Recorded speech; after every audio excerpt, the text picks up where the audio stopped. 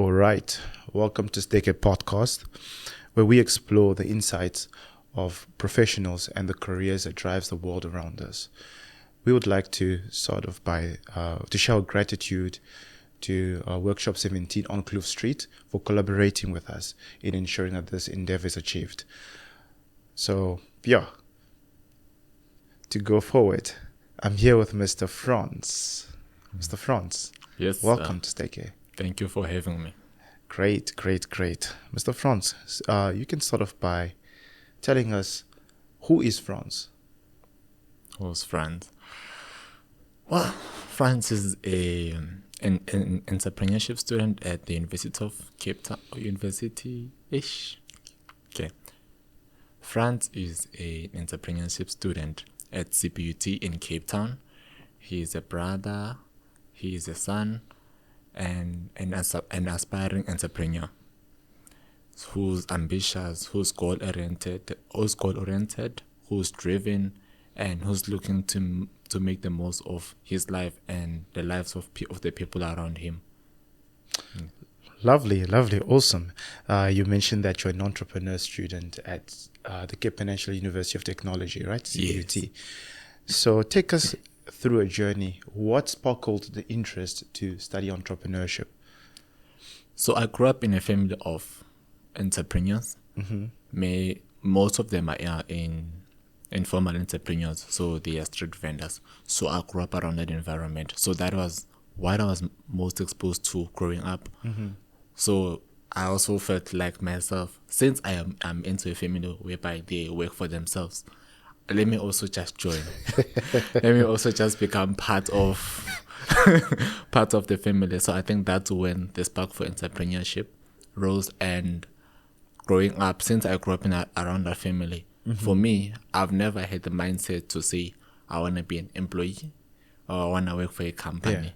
Yeah. I even to this day, at this age, it's still very difficult for me to imagine myself as an employee, because there's a lot of restrictions. I'm now time bound. It's like I'm situation bound in a sense. So that was what sparked mostly the love and the desire to be an entrepreneur, to say I can be able to dictate my own time. Yeah. Even though they may, it's mostly often said and put in that way, but entrepreneurs work more than what your normal 9 to 5 could do, because normal 9 to 5 you're in at work at 9. By 5 you're out. As an entrepreneur, you work throughout. There's no 9 to 5. It can be even 24 hours, even more than that, until the pins can be where you want it to be. You don't have a fixed work hours to say I'm gonna work up until this time. So growing up in an entrepreneur family, I think that is what sparked the love to say, okay, I also want to go into business. I also want to have my own thing. So yeah. Great. It's quite interesting that you said you grew up in a very entrepreneurship family. That sparkled the interest for you to study entrepreneurship. The question would be, did any of your relatives study entrepreneurship? How did you know that I need to study it? Because someone might think that an entrepreneur is just someone who starts a business who does not need to study. How did you come up with think about, okay, I need to go study? Because some believe that they can be entrepreneurs without studying. Okay. So with my experience of what I've experienced with my family in terms of entrepreneurship, since I said it was informal, so it used to be like selling fruit and veg on the stallways in Joburg, selling fruit and veg, selling meat, because I also sold meat at a point in time, selling crickets. I would sell clothes, I would sell just a lot of different things. Yeah. So there was that, but at the same time, it was like I am entrepreneur just to survive. It wasn't making enough profit to sustain them, of course I was living with them, but it wasn't enough to say I can live with this, I can pay bills and also have some for myself. So it was just more like a system to say I'm gonna pay bills. So that's when my mind was like, no, there has to be more to life, or there has to be more to business than this. Yeah. And lucky enough, I had some friends who who were smart at that time, and they exposed me to things. They exposed me to a world of entrepreneurship, to a world whereby if you know, then it's easier for you to do a certain thing. So I was like, okay, cool. I grew up in a family whereby they're entrepreneurs, but yet in their level of entrepreneurship, they're limited to what they know, because when I track it, they're all doing the same business, even though the business is not really making enough profit. But because that family member is doing, I'm also gonna do it. So I was like, no, for me, I want it to be different. I don't want to just do entrepreneurship to survive, but so I want to also be an entrepreneur so I can also have impact. I can also help change lives, because I love people. I love giving back to people. So the way it was done, it was only solely focused on surviving, on what we can get, on what we can do. But when I have more knowledge, when I am more informed in terms of opportunities, funding, how entrepreneurship works, what I need, what I don't need, how to grow the qualities, that I was never exposed. I didn't know. So those are things I needed to go and learn. Hence, I went to university. Yes. Because when I came to Cape Town, I was accepted at UWC and also CPUT. I chose CPUT because I was accepted for entrepreneurship. So I was like, at UWC, Bachelor of Arts, I didn't even understand it at that point in time. So I was like, no, what? I'll just put it to the side. My main focus, what I left home to go to come and study in Cape Town, was entrepreneurship. So that was that thing that say, okay, I need to get more knowledge. I need to get a better understanding of what entrepreneurship really is. There has to be more, because I'm seeing from my family members, no, the business that they're doing, it at that point in time, in those years back, maybe it used to produce enough profit for them to be able to do many things, not just to survive. But currently, from what I've experienced, is that it's not producing anymore. It's no longer viable in the industry, and it's just basically surviving. And also, because I started very early, like most of my life, I grew up around veggies and fruits. Hustler. Yeah, we are hustling. We are hustling. So I grew up such an environment, right? And then when I moved to stay with my grandmother, and then that's when I worked with my grandfather. He used to sell tribe. So also with him, there was a season, or there was a point whereby people used to buy that. Used to make money. They literally just used to make profit, just also to be able to help others. But it got to a point whereby it was the same old routine. There wasn't a level of growth to say, okay, I started off maybe with one gas stove. How about I buy 2 or 3 others and employ other people? Okay, now that I have 2 or 3 others that are working, how about I just build maybe a small business or a small shop whereby I can sell it in bulk? So it was always having to do hard labor. There was no growth within it. So I was like, no, there has to be more. Because when we go buy this meat, someone else is selling and they are owning the thing. So why can't we also, I may start here, but as I grow, I also own the store whereby I supply the meat. Yes. Even get to a point whereby I even own the cows. To say, okay, I don't need now to buy get cows from the farms or outsource cows. I can also grow my own farm, and whereby I can also sell my own meat. Sweet. So that was where my mind was at that point in time, to say, okay, I need to go to school. Plus also that thing to say, I'm the first in my family to go to university. So there was that excitement as well to say, okay, I'm going to school. So yeah. Awesome. I love the journey. You started at a very young age. You were being trained. Entrepreneurship was not something that you picked up on the street. It was just broadening you from childhood, Sure. And but then you came to study entrepreneurship. Sure.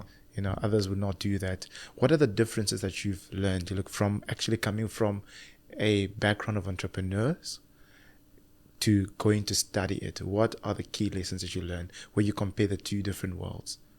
Okay. Yeah. So, firstly, would be there's entrepreneurship and then there's hustling. So, where I came from, I viewed it as entrepreneurship, and I also saw it as entrepreneurship, but it was mostly hustling. Yeah. Because it was just means to get by. Yeah. They were making just enough to get by. But then when I got exposed to entrepreneurship, the various aspects that it entails, so for me that kind of shaped a whole new reality. I needed to know how to do business admin. I needed to know how to handle money, because where I come from, what you get is what you spend. So there was no distinction between the business money and my own money. So I needed to know that as a business, you need to do this. Or as a business, you can also apply for funding. And as a business, you need to attend seminars, you need to attend conferences. I thought to me it's just this 1 + 1 is 2. It wasn't. They didn't complicate life. All you needed was 1,000 rands to get your materials and go buy stock at Bara, and then you're already an entrepreneur, you're already pushing. So here, it's whereby I got more knowledge. I realized that as an entrepreneur, I need to take risks, which I saw they were afraid to take. Now having to open that shop, because the way conversations around it, because I'd also suggest it because I was into social media, so I would look out. My algorithm was set business like to say, okay, business is this is what you need to do, this is what you need to do. So there was that to say, take risks. You may never know. Take risks. Wow. And also register the business. Go for funding. There's many organizational institutions that are out there that can give you funding, and also finances. Learn to manage money. You know that there's the business money and there's your money. So don't chow the business money for personal expenses. Yeah. You need to be able to have that discipline and control.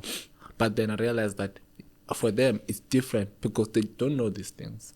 So with them not knowing, they can't do they can't practice what they don't know.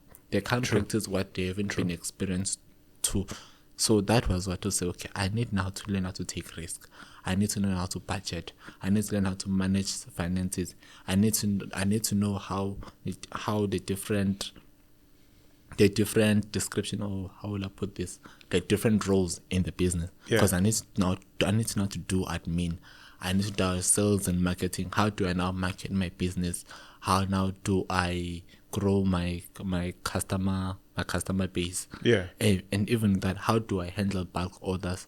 What are some of the systems that I could use to fulfill orders faster than what I would normally do, instead of having a long line of people having to buy? Because that's what you used to experience. You see people, there's a very, very long line that people are wanting to buy, but the service was slow, and how the production was just slow. Some would walk away because they're like, hey. So I needed to learn, how now do I work around? Does that mean including getting more employees? Does that mean that I need to work on a faster rate, or what system could I implement for me to be able to do this at a much faster and a larger scale? So I would say it's taking a risk, managing finances, thinking big, thinking outside the box, working in systems, understanding the business, and so understanding the business that you're in and your target market, also how to do sales and how to market your business, getting funding. So I can mention a lot, but then Yeah, it's a mouthful. There's a lot of things that can be spoken about. We can go on and on and on and on. But I'd like to anchor on the risk part, because you leaving Johannesburg, right? Yes. You're from Johannesburg to come to the Cape. It means that you're taking a risk as well. Yes. And one of the common occurrences you were speaking about, the hustle mentality versus actually studying entrepreneurship, is a form of ignorance some way. Sure. You coming to study here, you have to get rid of some form of ignorance. Sure. So let's talk about that risk, how was the journey, you leaving Johannesburg, coming here, for you to even qualify for the course? What was required of you to pass in matric for you to qualify for the course? Okay. Well, I did my matric well. I got a bachelor's pass, but only I had a level 2 in maths. I had a level 2 mathematics. So when I applied in 2021, when I was doing my matric for 2022, I was rejected. So, okay, I continued to what I knew, selling meat, hustling. So, get that. 2022, when applications were open, I applied for 2023.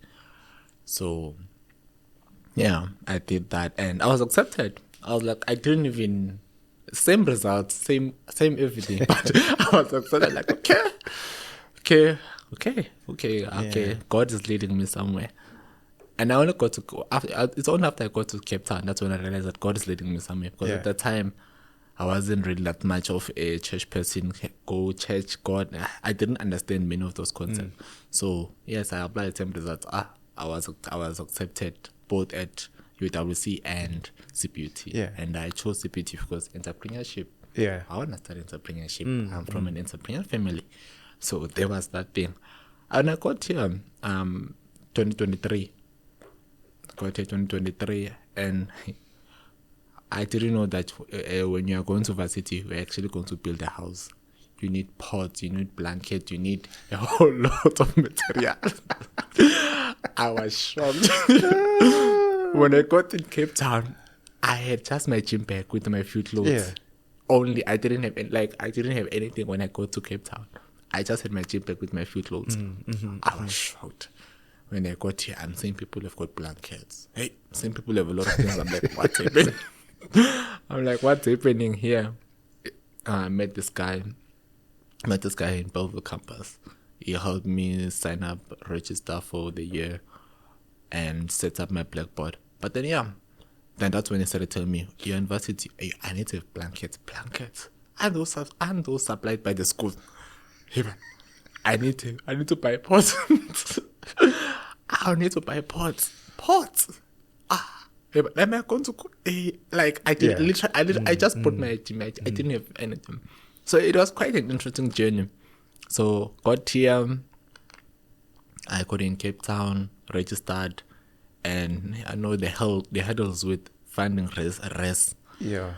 I went through that. So spent the entire day on campus. I think it was only later on whereby they placed us at Catsville. So during that day, I tried to call my father to say, hey, man, you need to send money for blankets here. Apparently, we need blankets this side. So there was that thing, push what I can push, send me the money. I got the blanket. I think, okay, the blankets now. We were placed, and I had only about 100 rands when I came to Cape. Well, I had just 100 rands, and I was hungry. So I was like, this 100 rand was supposed to sustain me for the week because my father said he's going to send me money the following week. So I'm like, hey, okay, interesting. I need to survive 100 rand. And which means I needed to break that down into 20 rands because I got here on Monday. Yes. So I'm like, 20 rand the whole day. I've never fasted in my life. I don't know what it's like to fast. So what I did, I bought KFC. I was like, if I die, I die. But for today, I bought KFC that Monday. So I ate KFC later on when we got to rest. And lucky enough, I found a very kind and a very loving roommate. So he had some cash. So the following day, I went to buy the pots, buy some food items. Wow. So it was like, okay, no, it's fine, man. When they send you money, then we can buy food and all that. So the guy, we bought food, we bought pots.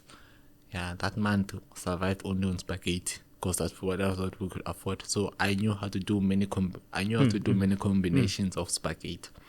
So there was that, and because I had that mentality of growing up in a township, in a I would say disadvantaged background. So Cape Town, city lights, the lifestyle here. So for me, it was all new. Yeah. It was all new. Like, everyone is using an iPhone. Everyone is doing this. Everyone is tripping. People are eating takeaways every day. So I'm like, okay, I've never had to experience all of this. So for me, it was a whole new experience. It was a really whole new experience. And yeah, I got to class, met people, made friends, and that's where it started. Really, the journey.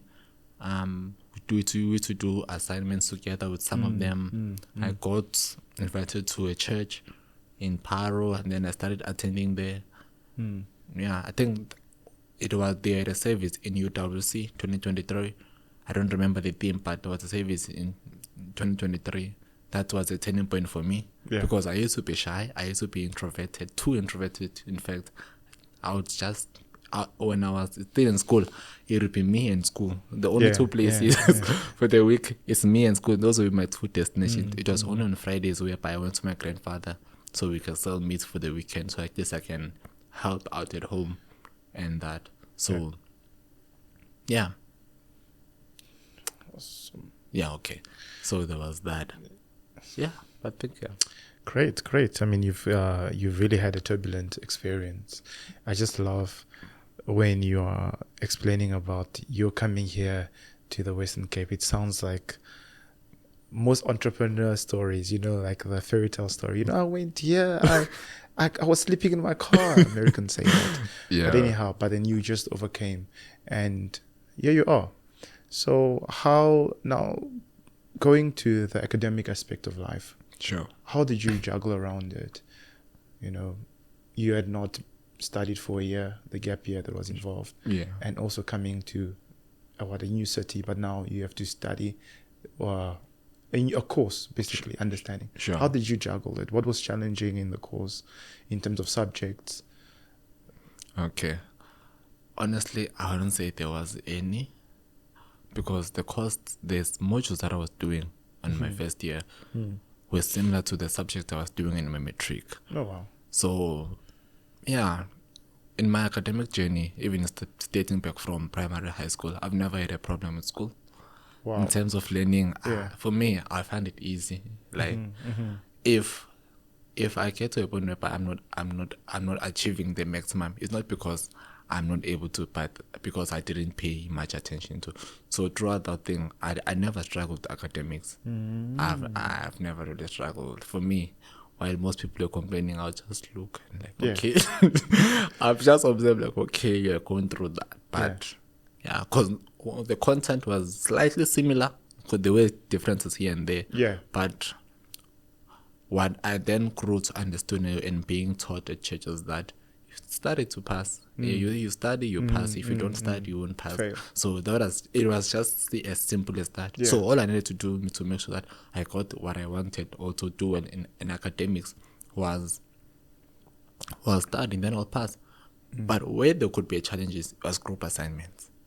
Because now it's people with different personalities, people with different backgrounds.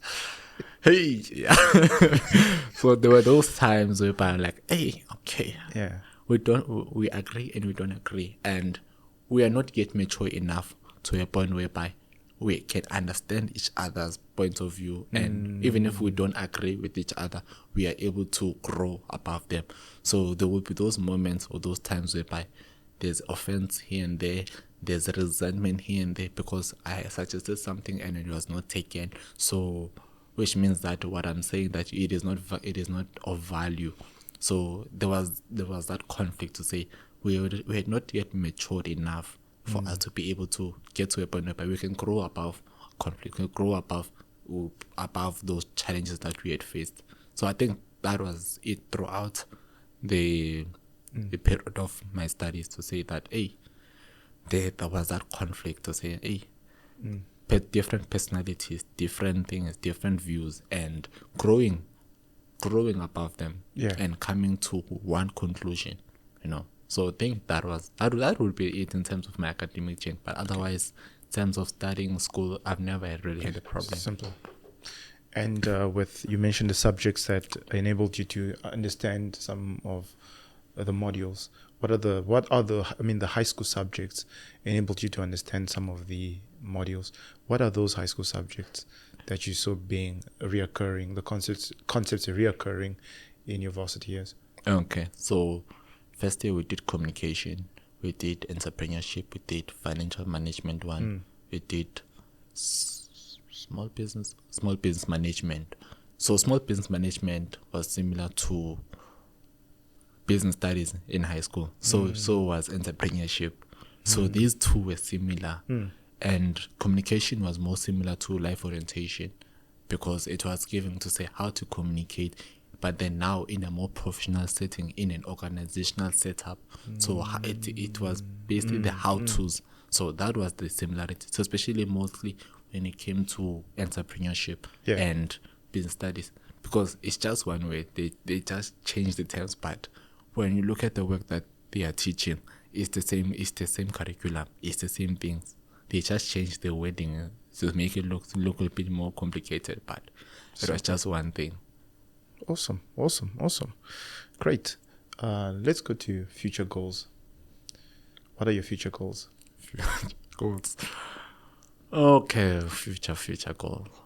Well, since I'm into entrepreneurship, I want to become a marketing specialist. Yeah, so chances I might continue with studying, but more specifically focus on marketing. Yeah. Communication as well, public speaking. I want to go into public speaking. I'm still working around that because there's still that level of shyness or that introvertedness. But I believe I can do it. I believe I can get there. So, yeah, it's to continue studying. Also, it's to venture into different entrepreneurial businesses. Maybe one or two, because I don't want to focus on too many things that I also lose focus. So I want to be able to focus on this particular, maybe that one or two of them in which I'll be doing. I want to get married. As with most. I want to get married. I want to relocate to Cape Town. I want to relocate, permanently move to Cape Town. Yeah. Great. Awesome, sir.